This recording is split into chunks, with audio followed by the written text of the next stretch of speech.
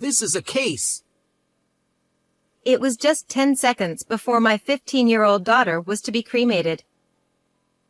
The sound of police sirens filled the air, and several officers appeared before us. As I stood there in shock at the sudden turn of events, an unexpected person began trembling violently, their face pale as a ghost. Why is this person so shaken? Soon after, I learned the real reason why my daughter left this world and who was responsible for it. Overwhelmed by shock and anger, I vowed revenge and resolved to take action. This decision would lead to a life-altering event that changed the course of my life forever. I am Nancy, 40 years old. I met my husband, Jason, who is 2 years younger than me, through a mutual friend, and we eventually got married. After that, our daughter Emma was born, and the three of us lived happily together as a family. Even after getting married, I continued to work as a teacher at a middle school. Though I wasn't a homeroom teacher that year, I was put in charge of the girls' volleyball team due to my past experience as a student, which kept me busy every day. To be honest, balancing work and family was challenging at times, but my students adored me, and I found the work fulfilling. There was another reason why I worked so hard. My husband, unfortunately, had a weak constitution and often fell ill, making it difficult for him to hold down a full-time job.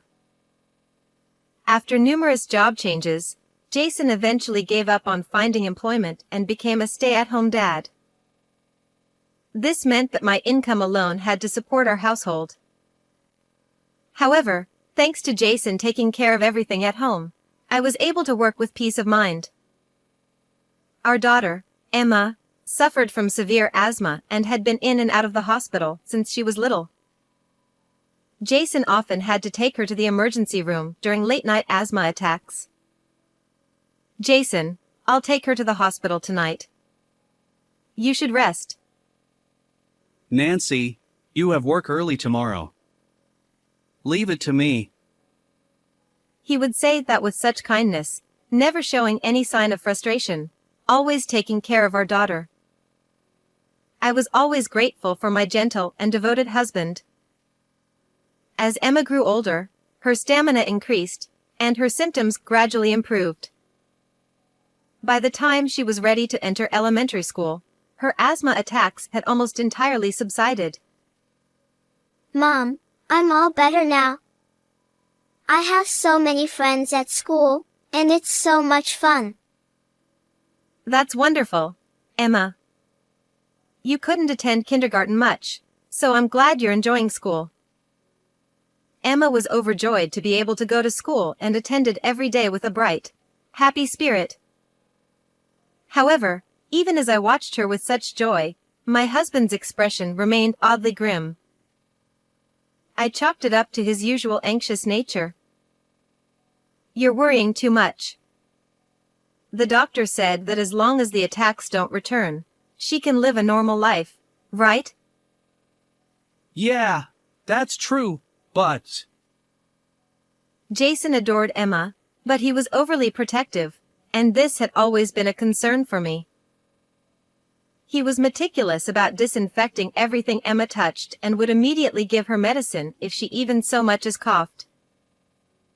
Don't you think it's a bit too early to give her medicine? Maybe you could wait a little and see? What are you talking about? What if it gets worse and something irreversible happens? Jason shot me a sharp glare. I know Emma best. Nancy, please don't interfere. Whenever it came to Emma, Jason's whole demeanor would change, becoming so intense that it sometimes worried me. But the truth was, no one knew Emma's health better than Jason did. Thinking about that, I couldn't argue any further. Then, just when we thought Emma had fully recovered, something strange happened. She suddenly started experiencing dizziness and would collapse to the ground, and some mornings, she was too fatigued to get out of bed. these worrying symptoms began to appear more frequently. Despite running a full range of tests, no clear cause was found, and with no signs of her asthma, even the doctors were baffled. She was so full of life, and now she's suddenly so unwell. While I was filled with concern, Jason eagerly took charge of caring for her. But as I watched him, a strange feeling of unease began to stir within me. One day, I found a lighter under the kitchen exhaust fan. I immediately knew it belonged to my husband because he used to be a heavy smoker. Have you started smoking again? You quit for Emma's asthma treatment. Even if you're smoking under the exhaust fan, it's not good for her. Stop nagging me. I'm stressed out from taking care of the house and looking after Emma. She hasn't had an attack in ages, so it's fine. It was clear that he was upset because I had caught him smoking secretly. Jason clicked his tongue in frustration, his face flushing red with anger. I was shocked to see this different side of my husband, who had always been so gentle and kind. It was like he was a completely different person, someone I didn't know. I felt scared. Seeing him like this made me suddenly anxious. Emma's condition didn't improve, and she started going in and out of the hospital again. As a result, she became more withdrawn and depressed. I was finally able to go to school, but now I'm sad that I can't see my friends. Don't worry, Emma. Daddy's here for you. We'll work hard so you can go back to school. Jason became more devoted to Emma's care, almost as if he was thriving in this role. He took on most of the responsibility for her hospital stays and doctor visits, earning high praise from everyone around him. Today at the hospital, I told the nurse that I'd been keeping a journal of Emma's care, and she complimented me. Oh. Jason had been meticulously documenting Emma's condition and health in a notebook ever since she was diagnosed with asthma. You mentioned it just to get praise, didn't you? I couldn't shake the feeling of unease as I watched Jason, who seemed so pleased with himself. Emma's symptoms continued to fluctuate, and we remained stuck in a cycle of treating her without ever discovering the root cause of her illness. 8 years passed, and before I knew it, Emma had turned 15. She was still in and out of the hospital and could barely attend school. However, Emma was always positive and never gave up hope. I don't want to fall behind everyone else. She worked hard at her studies despite everything. One day, she was in an especially good mood, smiling as she gazed out the window. I want to go outside and breathe in some fresh air today. That sounds great. You need to soak up some sunshine and recharge. Usually, Emma stayed indoors out of concern for sudden changes in her condition, so I was delighted to hear her say that. However, Jason frowned. No, she can't. Even if she seems fine, Emma is still sick. There's no way she should go outside. It's just for a little while. She's really energetic today. Fine. Do what you want.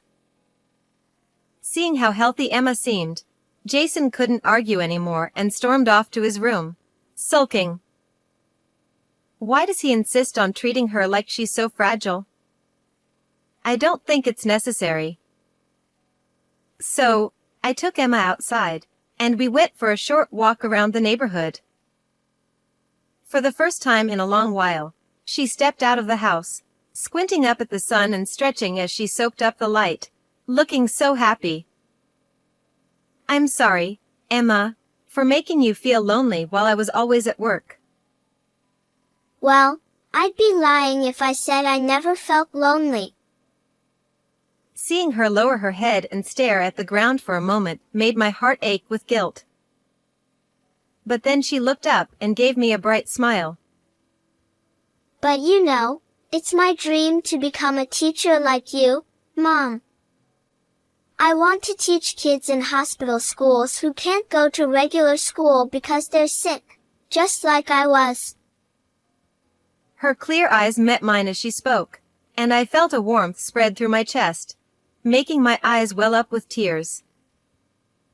Emma wants to follow in my footsteps. I'm so glad I've kept up with my work. I felt a deep warmth inside as I spent this precious, happy moment with my daughter. But the next day, something unbelievable happened to us. Emma suddenly fell ill, and I received a call from Jason saying she had to be hospitalized immediately. I couldn't help but remember the sad expression Emma had shown the day before. I want to be by her side. I'll leave school early and head to the hospital. I understand how you feel, but I'm with her, so it's okay. The doctors said it was just a precautionary hospitalization. There's no need for you to rush over. Reassured by Jason, I decided to go to Emma after my classes were done. But just a few hours later, I received the news I never expected. Emma's condition had suddenly deteriorated, and she had passed away. No. This can't be true. It must be a mistake. I rushed to the hospital, but even as I faced Emma, I couldn't believe it. I felt like I was in a nightmare, standing there in shock. It was impossible to comprehend. After all, she had been smiling and full of life just the day before. To make matters worse, the doctors said they didn't know what caused the sudden change in her condition. They suggested an autopsy to determine the cause of death. Emma has been fighting illness since she was little. We can't let them cut her body open after everything she's been through. Jason was in tears, adamantly opposed to the idea. Although part of me wanted to know the cause, I ultimately decided to respect Jason's wishes. You're right. Let's send her to heaven with her body untouched. And so, we proceeded with the funeral as planned. On the day of the service, Emma's classmates attended, and I was grateful that she had managed to make friends despite rarely being able to go to school.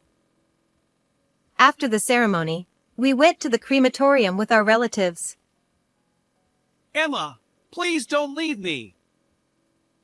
As the time finally came, Jason clung to the coffin, sobbing uncontrollably. Those around him, who had witnessed his dedicated care for Emma, offered him their sympathy, many shedding tears alongside him. Just as Emma's body was about to be placed in the furnace, a loud siren blared, stopping abruptly right outside the venue. As the crowd began to murmur in confusion, several police officers rushed in. This is potentially a criminal case. We need to perform an autopsy. Stop the cremation immediately. One of the officers shouted, breathless. The urgency in his voice was palpable, but I was completely bewildered by the mention of a criminal case. The air of sorrow quickly turned to shock and confusion for everyone present. What's going on? Jason, what's happening? I asked in a panic, but Jason was pale and trembling uncontrollably. Jason, are you okay? Get a hold of yourself. I shook him gently, and it was only then that he seemed to snap back to reality, finally meeting my eyes. I'm sorry. I just got really scared. After being called over by the police, Jason was informed that Emma's doctor had contacted them, suspecting foul play in her death. The police, fearing the body would be cremated before they could investigate, had rushed to the scene. As a result, Emma's body was taken for an autopsy. We were told it would take several days for the results, and because of the ongoing investigation, the police couldn't provide us with any further details at that time. We were left in a state of confusion. Does this mean Emma was murdered? Yeah. But what I'm more concerned about is how long these several days are going to be. From that moment on, Jason seemed distant, barely responding to anything I said, and he was constantly anxious, fixated on when the test results would come back. How can you be so indifferent when our daughter might have been murdered? Jason's behavior troubled me deeply, but there was nothing I could do except wait for news from the police. And then, 3 days later, we finally received the results. The cause of Emma's death was determined to be a drug overdose, and the authorities were investigating the hospital staff involved. Does this mean it was the hospital's fault? How could they do this to Emma? I won't forgive them. Jason, calm down. We don't know for sure yet. Jason, who had been lifeless and despondent until then, suddenly became very vocal and animated. I couldn't help but feel suspicious of this sudden change in behavior. Jason was the only one who managed Emma's medication. Could he really be the one responsible? For a brief moment, I doubted my husband. But recalling his devotion and care over the years, I quickly dismissed the thought. Just then, a package arrived for me. The sender was Emma, and it turned out to be a birthday present she had arranged to surprise me with. When did she manage to do this? According to Jason, Emma had secretly arranged for the gift to be delivered to our home to surprise me. As I held the mug she had chosen for me, knowing how much I loved coffee, tears began to flow uncontrollably. I noticed a letter was attached, and on the envelope, it read, "This is embarrassing, so please read it alone." That's just like her, I thought with a smile. I took the letter and went to Emma's room to read it alone. But as I read, I was struck by its shocking contents, causing my hands to tremble and a chill to run down my spine. If this is true, I will never forgive it. With newfound resolve, I decided to take action. Finally, Emma's body was returned to our home. Welcome home, Emma. You really got me with that birthday surprise. Thank you. I've received your final message too. As I tearfully caressed my daughter, Jason stood beside me, shoulders shaking as he wiped away his own tears. Emma, what was the last message you sent to Mom? You said it was just between you two, and you wouldn't tell Dad. As Jason lovingly gazed at our daughter and spoke to her, I silently watched him. With Emma now back home, we proceeded with her delayed cremation. During the ceremony, I decided to read her letter aloud. I want our family to hear Emma's final words. I understand how you feel, Nancy. But couldn't you have at least told me what it says beforehand? Jason seemed a bit irritated that I insisted on keeping the letter's contents a secret until the day of the ceremony. But even so, I remained steadfast in my decision. And then, the moment arrived. As I began reading Emma's words of gratitude to me, I could hear the soft sounds of sobbing among our relatives. My husband, too, nodded deeply, pressing a handkerchief to his eyes. Glancing at him, I continued reading the letter. But as I moved on to the next part, the atmosphere in the room shifted dramatically. Everyone's eyes widened in shock, and expressions of disbelief spread across their faces. And it was no wonder why. What I read out loud revealed the horrifying truths of what my husband had done to our daughter. During her hospital stay, when Emma had said, "I want to get better soon and go back to school," Jason had replied, But if you stay sick, you can be with Daddy all the time. Emma wrote about how much she hated hearing those words, how her father's mood would sour whenever she showed signs of improvement, so she pretended to feel worse than she did. At the end of the letter, she even confessed that she had come to believe she wasn't allowed to get better, and this had deeply saddened her. It was clear that this letter was Emma's SOS to me. Suddenly, the husband who had been crying just moments before turned to me with a pained expression. None of that is true. Emma had a wild imagination, and she made it all up. He shouted, his voice filled with anger. It's ridiculous. What kind of parent would want their own child to stay sick? As Jason's anger became more and more apparent, I confronted him with a certain fact. I read your caregiving journal. What? You read that? How dare you go through someone else's notebook without permission? Jason stammered, sweat beading on his forehead, clearly agitated. I had found his journal hidden deep inside a drawer at home. From what I read, it's clear that you were deliberately trying to keep Emma sick. I said. What do you mean? What you read? I was just noting her condition and the medication she took each day. He protested, his eyes darting nervously. Without a word, I handed him the caregiving journal, holding it out right in front of him. You deliberately reduced the prescribed dosage and gave it to Emma, didn't you? No wonder she never got better. You think I trust the amount of medication the doctors prescribed? I've been taking care of her all this time, so I know what the right dosage is. Jason responded, justifying his actions with a selfish rationale that left me appalled. And that's not all. You also gave her your blood pressure medication, didn't you? Who knows what you're talking about? He muttered, evasively. That's why she was dizzy and couldn't get up in the morning. You knew that medication could strain her heart, didn't you? Jason's face turned pale as he listened to my accusations.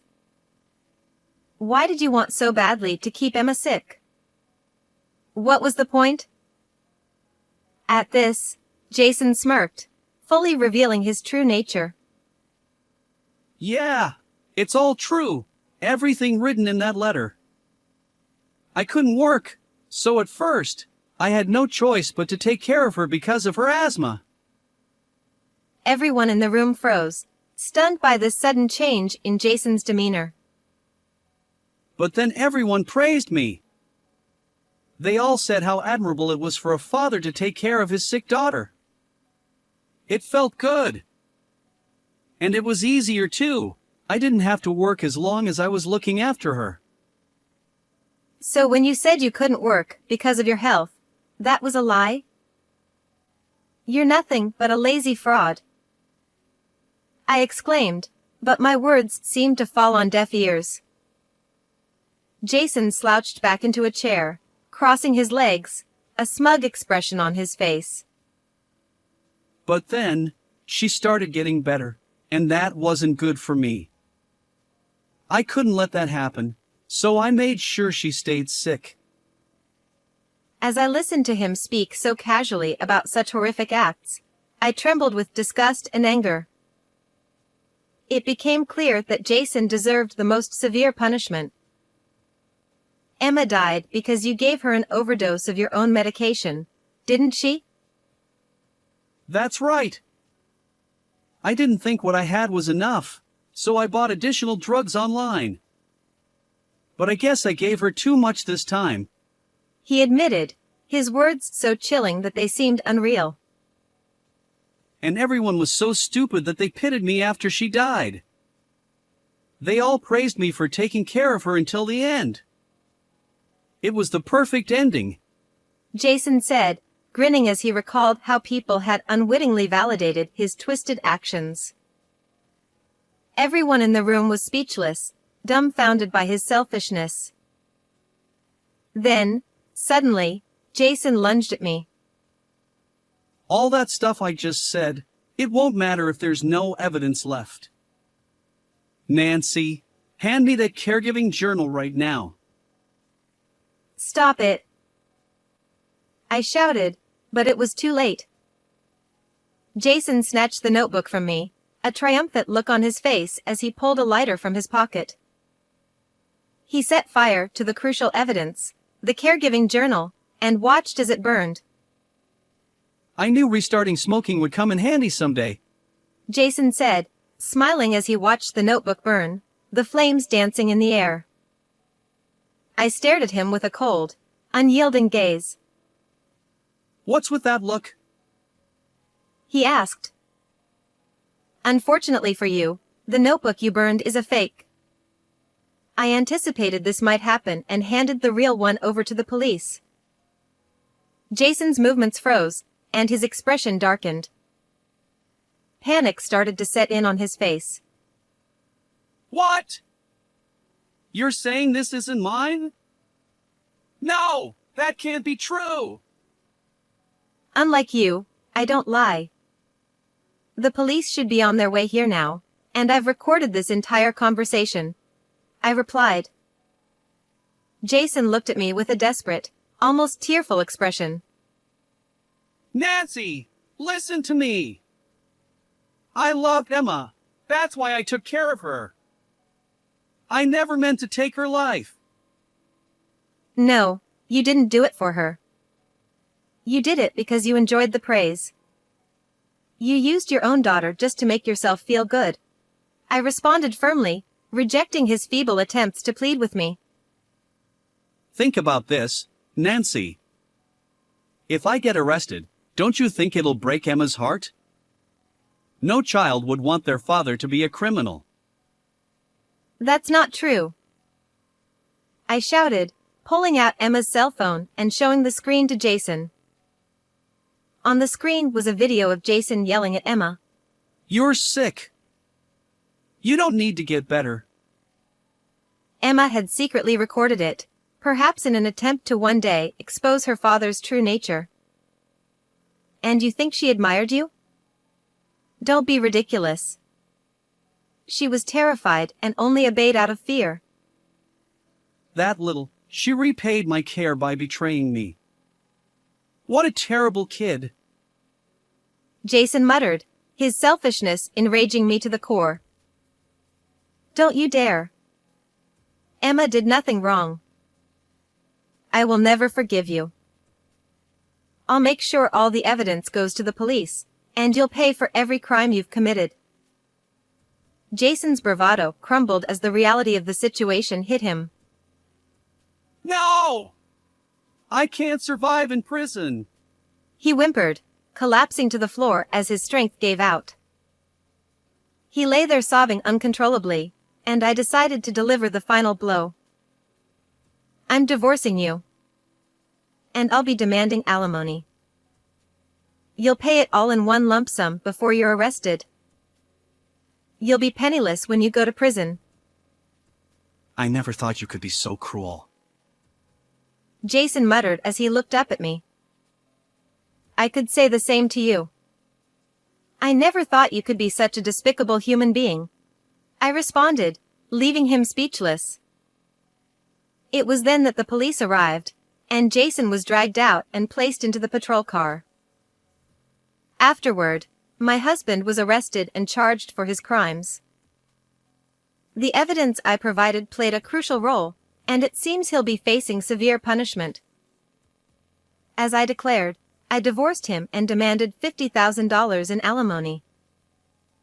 It turns out he had a secret savings account in his name, so I was able to collect the full amount in one lump sum. With my newfound freedom, I decided to honor my daughter's memory by resigning from my previous teaching job. I decided to become a teacher in a hospital school, a dream Emma could never fulfill.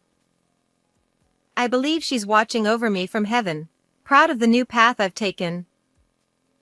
How did you find today's story? Don't forget to subscribe to the channel. See you in the next video.